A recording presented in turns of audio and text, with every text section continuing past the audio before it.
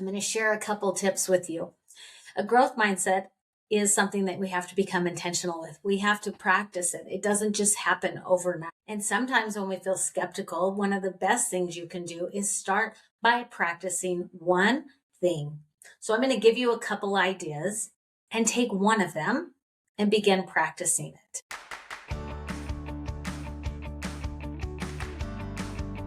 Welcome to The Word Effect with me, Becky Jane Kemp.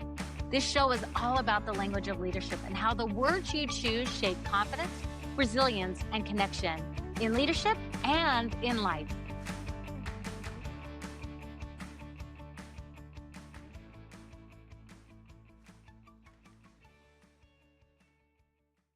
Hi, everyone. It is Becky Kemp, or as my podcast, I say Becky Jane Kemp. That's my middle name. And I like to use it now because there was a time when I always wished I didn't have a middle name. Have you ever been that way where you maybe have wished you didn't have something? Yeah, we're going to talk a little bit about that today. But today we are going to be talking about the word effect. So glad to have you back, and talking about conversations we might have with ourselves and others that hold us back in leadership, growth, and just becoming more intentional to your words. One of the first words that I love to talk about is the power of awareness and acknowledging things. And in my book, The Word Effect, 7 Simple Words to Create Your Most Beautiful Life, the very first word is to acknowledge. And acknowledge means becoming aware. The definition of self-awareness is this: being able to notice what is happening inside of you and around of you without ignoring it or reacting automatically. Now, let me just say that again. Being able to notice and how you feel, what's inside of you without ignoring it or reacting automatically. As a human being, I'll tell you what my 2 reactions are when I am self-aware. The first one was to ignore it, and the second one was to react quickly. Both have not served me well. So what I've learned is awareness fuels action. And that's what we're going to talk a little bit about, and the power of a growth mindset. We need to become intentional with where we put our words each and every day. Not only the words we read or put into our lives in that way, but the words we say to ourselves, the words we think of others. There's a lot to do in this. So what I like to remind myself, and I'll pass this on to you, is it's a practice. Nobody ever is perfect with this. It's called progress over perfection. But we want to learn how to not just step by our emotions or not look at them. So I want you to think about growth in your life. What are you growing? There's so many different things. Are you growing intellectually? Are you growing spiritually? Are you growing physically? Mentally? And then under each of those categories, it could be very specific to what you're doing. I have a friend that just ran a big triathlon. That's their growth. For me, I'm not interested in that, but you know what I like doing? I like going to the gym and doing classes. So we find growth in different ways, and that's okay. So what growth are you putting in your life? Did you know that you need to have an awareness to your growth? One of my favorite quotes says, becoming is better than being.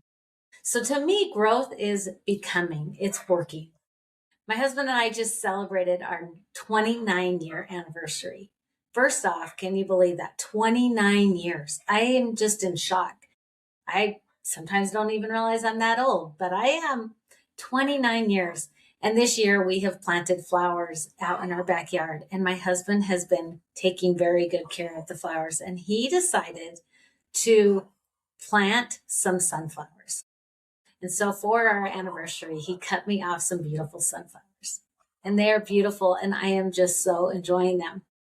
But I have to think about these sunflowers. Some of them are over 6 feet tall now. But when he started, you know what he started with? He started with a packet of seeds. He took my little granddaughter out there and he planted the seeds, and you couldn't see anything. And it just looked like a big pile of dirt and nothing there. But, with a little bit of nurturing and a little bit of intention, with some work, some watering, and some time, they have grown. Now, they didn't grow all at once. It was step by step, day by day. But over time, you look back at these sunflowers, and now we're in the middle of the summer and they are on full bloom and they are beautiful. And you think, when did that happen? How did that happen? A growth mindset is very much the same way. You have to become intentional to what you're growing. We would go out there and intentionally water them, even when there was nothing to see. We would hope the sun would come out on them. And over time, they started to sprout and then they continued to grow. But we still have to nurture and take care of them. And that is exactly what we want to do with our growth mindset. So I want to share a couple ideas, make it simple for you, just like it's simple for me to practice these things. I think I've shared already that this year my word is growth. And in the last few episodes, I've been talking a little bit about that. And I've made a vision board at the beginning of 2026. It's really helped me because I look at it on a regular basis. It's in my office and it keeps me reminded. One of the biggest things we need to do is become aware to the words that we put on each day is have little reminders to redirect us or to help us stay intentional when we have those little detours and hiccups along the way, which we all will have. James Clear, who has written the book Atomic Habits, which if you haven't read, I highly recommend. It's one of those ones that is so good. He says this about how the brain loves negativity. He says the human brain naturally gives more attention to negative experiences than positive ones, a phenomenon psychologists call the negativity bias. This means gratitude and intentional noticing the good aren't just nice ideas. They help counteract our brain's default setting. Yes, counteract. Now, James Clear has written this amazing book about atomic habits. And if you've read it, you know that it's these small and simple things that we're asked to do over time. And what can happen to us as humans is we can go, you know what? Nothing is going to happen from that. We can be skeptics, we can be cynical, and we can think, I'll try later. That was me for a long time until I became aware to the word effect in my own life, that the words that I focus on each and every day have an effect. They can have a positive or a negative, and my job was to become aware to them. Then, as you become aware to something, then you have the power to change or do something different. If you don't like the result you're getting, you have the power to do something different. But whatever you're not aware to, you wouldn't ever make the decision to change. It's really, really neat. Research has shown that even a brief growth mindset intervention can improve outcomes because when people believe they can grow, when people start feeling positive and looking for the positive, it counteracts that negativity bias that we just talked about. So what are some simple ways that we can counteract that? We need to become aware to our words and practice thinking differently. So how do we do that? What are some things that you do? I'm going to share a couple tips with you. A growth mindset is something that we have to become intentional with. We have to practice it. It doesn't just happen overnight. And sometimes when we feel skeptical, one of the best things you can do is start by practicing one thing.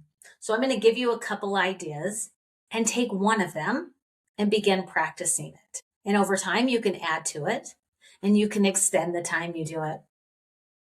What if you just practice saying yes instead of no? Saying yes instead of no. Could that change your mindset? Yes, it can. And you know how I know? It's because I've done this myself. I tend to be that negative thinker. And so I tend to think negative and I have that negative bias. And so when I'm asked to do something, when I'm tasked with something, my brain tends to look at all the difficulties, all the hard, all the struggle. But when I redirect and go, yes, I can do this, you know what I find? Two things. First, I'm capable of doing it, and that makes me feel good and builds my self-esteem. But two, I generally learn something in that experience that makes me better. I hear words that redirect me. It's really quite neat. So I want you to practice for this next week saying yes. When you're asked to give service, yes. When you're asked to give input at work, yes, participate. When you're asked to do something for one of your children, yes, participate and say yes. You don't have to do it forever, but just practice it for the week. See what happens. See if you will start to have a growth mindset. It's a simple way to shift. Another thing, another quick tip is gratitude over complaining. Now, this kind of goes hand in hand with saying yes, but I had a time when a mentor invited me and said, "You really have a negative outlook on life, Becky. Would you be willing to write a gratitude list? Write 10 things that you're grateful for." And I think I've shared this. And I remember saying, "Okay, I'll try." Well, I did it for 2 or 3 days and then nothing happened. And so what did I do? I got impatient. I said, "Nothing's happening," and I quit. A while later, my mentor said, "Hey, are you still working on that?" And I admitted, "No, I'm not." And she encouraged me to take that action again and to become aware. And what I found is that by being intentional with gratitude, everything changes. So let me give you a couple examples. I have decided to go back to school. I never finished my bachelor's degree when I was a youngster. I got married at 21 years old. I started having children and I had finished my associate's degree. I always wanted to get my degree, but it just never became a priority. I started having a family, raising my kids, and just didn't put it at the front of my life. And I don't regret that. There came time that I was ready to adjust and do something different. And I've been going back to school for the last couple of years. But what's different is I'm working, I'm building a speaking business, and I have a lot of responsibilities. And so I can't go full time. So I have to go part time. I'm doing it online, and my classes are typically 7 weeks, which is nice. But 7 weeks for a 3 credit class is a lot of information. And so the guideline is generally planned for about 18 hours a week for a 3 credit class. Well, when you work and you have all these other responsibilities, 18 extra hours takes up a lot of time. So if you do 2 or 3 classes, it can be challenging, at least for me. And so I've had to accept and decide that one class is generally enough every 7 weeks. Every once in a while, I've been able to do two, depending, but generally, one class is about enough. Well, what's interesting is that I am down to about 7 classes left. Okay, just 7. But you know what my mind tells me? Ah, you've got 7 classes and it's going to take you forever to finish. Why didn't you just take 2 classes every single time? You'd be done by now. That's the chatter. That's that negative bias, but I'm aware to it and I become aware to it and I notice it and I go, wait a minute. Do I want to stay focused on what's not been done or should I focus on what has? So then I went back and over the last 2.5 years, I looked at all the classes I've completed. And I have completed a lot of classes. And little by slow, they've added up. 3 credits here, 3 credits there, 2 credits there, 1 credit there. Sometimes I've taken more, like I said. Sometimes I've just taken the one. But all of a sudden I think, wow, when did I take all these classes? You see that shift? You see that perspective shift? It's just a simple change in things. So that's something I get to become aware to. Whenever my mind starts telling me, you're not going fast enough, you're behind, I have found a way to shift it, to step back and get into gratitude and go, wait a minute, look what I have done. You see what I'm saying? It's just that simple shift. This next week, I'm getting ready to go to, it's called Influence. It's with the National Speakers Association. It's a conference they hold once a year where they bring the best speakers in and they speak and I come and learn from them and grow and rub shoulders because that's what I'm trying to become better at. Well, again, I can look at it 2 ways. I can look at it of all the negative, like, well, I haven't accomplished this and this still hasn't happened. And I thought I'd be here and all the things, except for what good does it do me? It gives you that negativity that then you focus on it because, as you know, whatever you focus on grows. So instead, looking at the negative and, oh, maybe I haven't gotten so far, I've pulled myself back and thought, you know what? I have done the two biggest keynotes of my life in the last year. I had an opportunity to travel and got a consulting job for a year long from a keynote. I have had a lot of wins. So when I break it down and pull myself back, I can see the positive. But sometimes in the day to day things, it's like, well, nothing good is happening. So a gratitude list is something that helps us pull ourselves back. And what I like to do is just find some things to be grateful for every single day. I like to write it down because it's that mind body, it becomes a little bit more succinct for me by doing it. But you could even just say it out loud. The last thing I want to remind you, and you can practice, progress is a daily thing. We're going to have good days and we're going to have hard days. We're going to have days that the sun comes out and days that it rains. We're going to have days that it's sunny for a while and then all of a sudden a storm comes in. That is just life. And that is how life is for each of us. But as we become aware to our words, we have the power to choose them.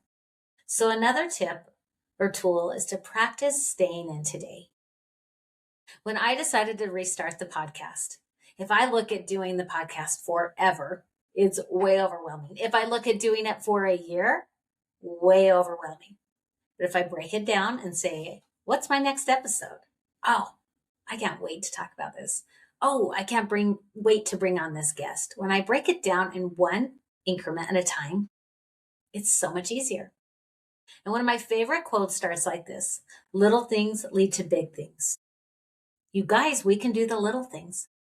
We can become aware to our words, the simple words we put on each and every day.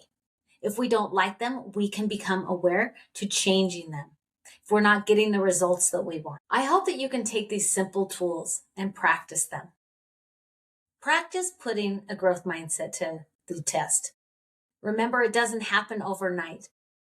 Most of us have that negative bias, and we have to practice being more intentional with gratitude. Saying yes instead of no. Practice it.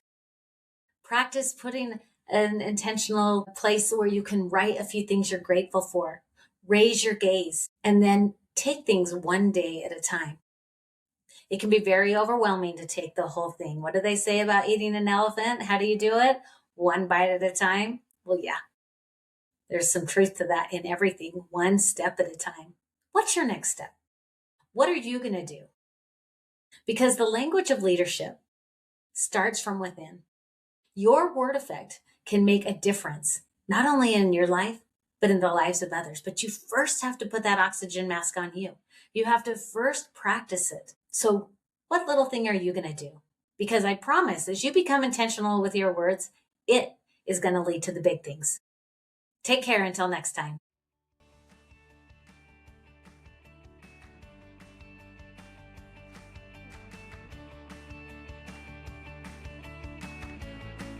To learn more about my work as a leadership speaker and coach, visit becomingwithbecky.com.